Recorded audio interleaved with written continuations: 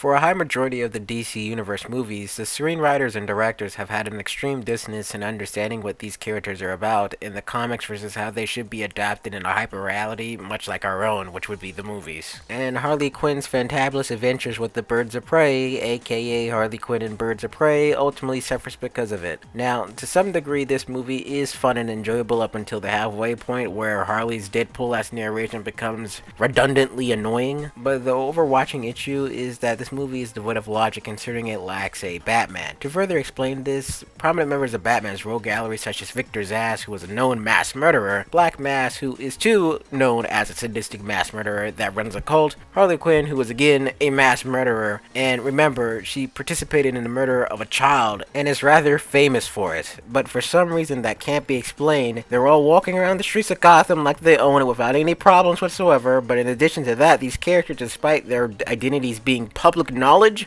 are somehow walking the streets without a care in the world. No one notices, no one calls the cops, everyone's just all like, hey, that's Harley Quinn, look at that, that's Roman Sionis, hey, look at that, that's Victor Zsasz, he's a known serial killer, and they're just walking along the streets like there's no problem, like people don't know who they are, when they should. While Batman, Commissioner Gordon, and every other superhero vigilante is conveniently unavailable to stop these evil people from doing evil and somehow having normal lives. To put it in better perspective, watching this movie is akin to being a kid and watching someone else who has zero idea how to play with your action figures, having no idea how to play with them at all. It makes zero sense at times how these mass murderers and super criminals can walk around without any consequences, and why people aren't afraid of how casually they walk around is beyond me. Suffice to say that the presence of Batman amongst the carnage that takes place in this movie lives in his shadow. However, getting to specific details about this flick is that it's a feminist movie, and it's a terrible feminist movie to be at that. To better explain this, if you're unaware of Harley Quinn's character, Harley Quinn murdered Jason Todd Robin when he was like 12 years old, alongside with the Joker. To explain that to anyone that doesn't have the IQ points to comprehend what I just said Harley Quinn is a child murderer. But to add more layers to the death, that she's a mass murderer, serial killer who kills people because she can, and she doesn't apologize for it. She is a overglorification of violence for violence sake, and she does it because she can. She doesn't even apologize for it in the comics. They constantly push Harley Quinn to be this strong, independent female character in the comics, but they fail to acknowledge that she's a mass murderer, and most importantly, she murdered a child, which is the biggest problem that I see in the fault of her character, and that should be talked about. The comic books ignore it, the movies ignore it, but I'm still talking about it because it matters, because writers are very well aware of it. For example, in Batman and White Knight, written by Sean Gordon Murphy, admittedly, the death of Jason Todd caused Harley Quinn to leave the Joker, but the bigger kicker to the White Knight Elseworld story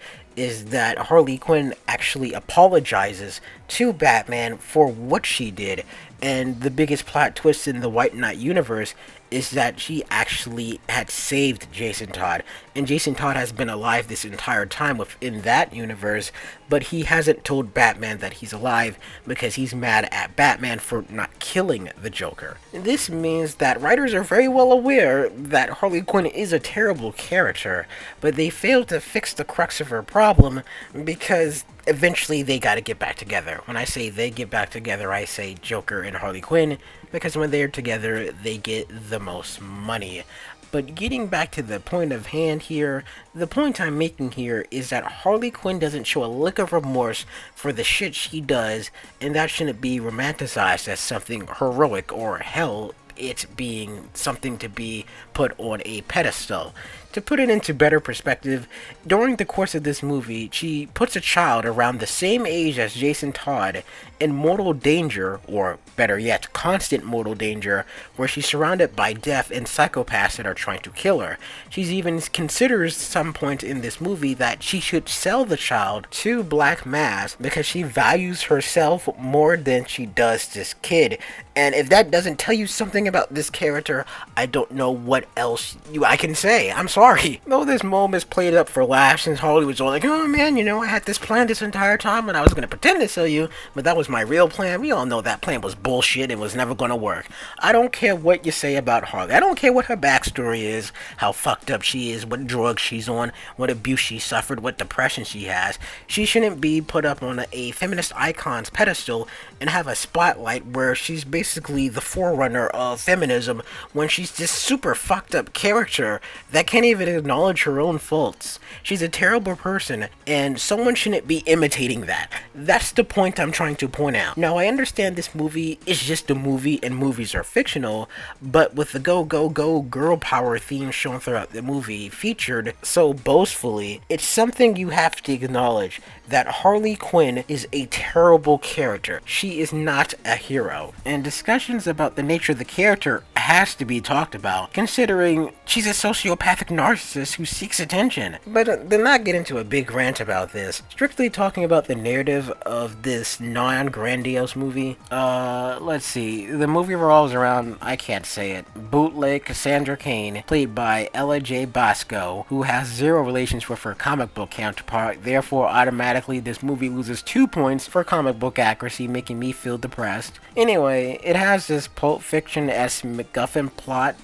The movie revolves around a diamond Ella J. Bosco stole, and everyone wants it because it's linked to this old Burton Alley fortune, and because nobody wants to deny power and wealth, everyone tries to steal the diamond, killing as many people as they possibly can. They attack a defenseless teenage girl if they need to in the process because they want to have power and wealth. While the side plot of the story is Harley Quinn had a big breakup with the Joker and looks to emancipate herself, because I gotta include that word because it's in the title of the movie. Renee Montoya, for whatever reason that can't be explained, is the only female cop within this police precinct and is uber underappreciated, thus seeks emancipation from her work instead of filling her civic duty. Black Canary is around, and Huntress wants the adventure did family cliche. First and foremost, this movie is beyond mediocre, and none of the plot lines drew my attention or interest, but what kept me watching the movie were the outlandish and numerous fight scenes composed by the choreographer who does John Wick, the series. When I say the series, I mean the movie series. But speaking about the narrative again, it's boring because every interesting aspect they could have had in this movie is simply not present. Batman, gone. Joker, not present. Logic, out the window and into the wind. As a whole, the story could have been interesting and more engaging if it had these two characters and didn't seem like the story was confined to a little island that is Gotham, but it is, and it makes it more strenuous than fun at times with its disjointed narrative structure. Now, normally I'd love to talk about villains in movies and certain types of media such as comics, but Black Mask honestly kinda sucks in this movie. He's just a narcissist and a homicidal sociopath who also just happens to be a raging misogynist because he sees women mainly as objects for his own use and amusement. Translation, he's evil because he is, and he is cartoonishly evil, and he's a son of a bitch this entire movie. And it's not fun to watch him throughout the film because he doesn't even seem to have a look of intelligence. He seems to be a character that has power and wealth because he got a sneak peek at the script and knew he was a rich asshole without a backstory. While Victor Zsasz in the comics is this raging opportunist serial killer who doesn't serial kill. He isn't even serial killing in the movie. It's like they copied and pasted what they saw on the TV show Gotham, but forgot to add the charisma that character had to the character, making him a character. Now, I can complain more about what this movie doesn't have and what I don't find enjoyable about it, but I guess, there's some enjoyable parts like the fight scenes, but the movie loses 2 points for a terrible cast and uncomic book accurate Cassandra Cain.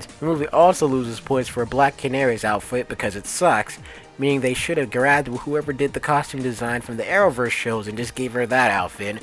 While the overall plot is just disinteresting, the pro of this movie is that Margot Robbie as Harley Quinn is always kinda great, while the Huntress is a fun character because of how bad of a character she is. Kind of a joke character, but who really knows what her character is? I mean, revenge cliche. And I don't know, the movie is like a compilation of worn out ideas, therefore it gets like a 6.5 out of 10. It's a meh.